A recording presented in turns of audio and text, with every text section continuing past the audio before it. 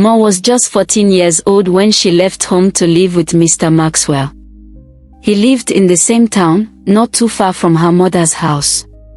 At first, life with Mr. Maxwell seemed like a blessing. He treated her kindly, sent her to school, gave her her own room, and bought her everything she needed. Mmah lived more comfortably than she ever had in her mother's home. A few months later, one afternoon after school, she went outside to fetch water from the tank to bathe. As she carried the bowl of water back, Mr. Maxwell called her into his room. Adjusting her wrapper, she stepped inside, not understanding what he was talking about when he spoke. His words didn't make sense to her. A few days later, after they had just finished eating dinner, Mr. Maxwell called her to his room again. This was unusual. He usually encouraged her to do her homework after meals.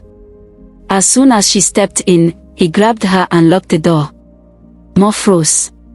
Confusion clouded her mind, and fear gripped her heart. She was innocent, yet the person she trusted the most was about to harm her. She cried and pleaded, but when her tears could no longer fall, she went numb. She shut her mind away from what was happening, her body stiff like stone. When it was finally over, Mmah opened her eyes, stood up slowly, and walked out of the room, her body aching, her heart shattered. The next morning, Maxwell avoided speaking to Mmah, and he couldn't look her in the eye. Over time, his actions turned into something that hurt her deeply. The trust she had in him was broken.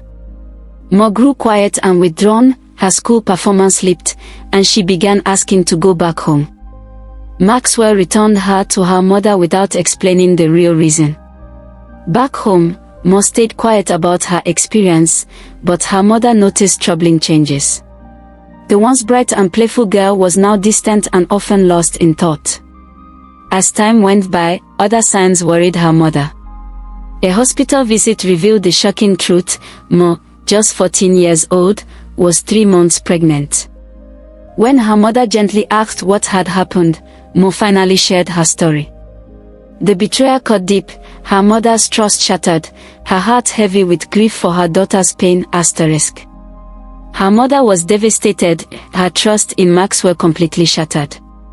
She immediately called him, but his responses were filled with stammering and denial. Eventually, he stopped answering her calls altogether.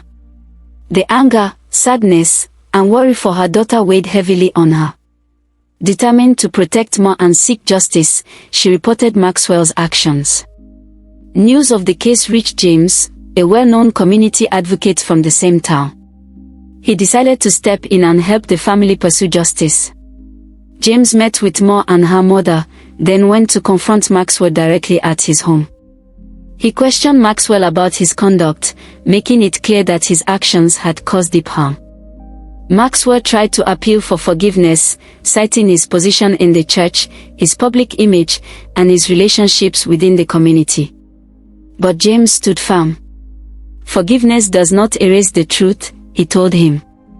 It does not undo the harm you caused, nor change the life now growing because of your actions. Did you think about the church's reputation and your public image before you hurt her? James documented the entire confrontation, shared it on social media to raise awareness, and handed Maxwell over to human rights authorities for girls. He ensured the case was taken to court so Mmah could have her voice heard. Subscribe to my YouTube channel.